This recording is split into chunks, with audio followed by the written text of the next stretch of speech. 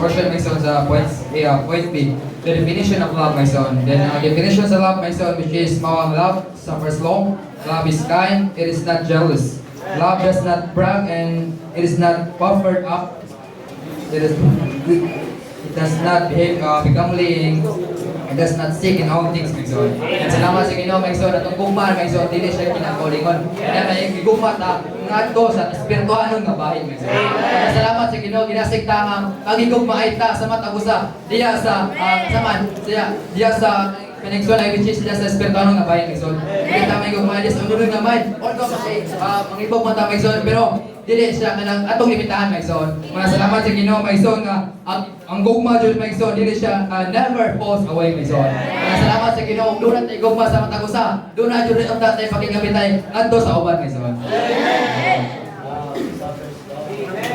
Amen. Praise the Lord, my son. That kindness in our Christian life, my son, we need the kindest heart, my son.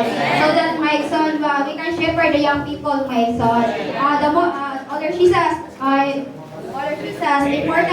The most important, my son, is we need the Elder Jesus to shepherd the young people, my son. My son, we need the kindest heart, my son. A strong spirit, my son. So that, my son, ang atong ipangatimanan, my son, is madasig jud, my son. Amen.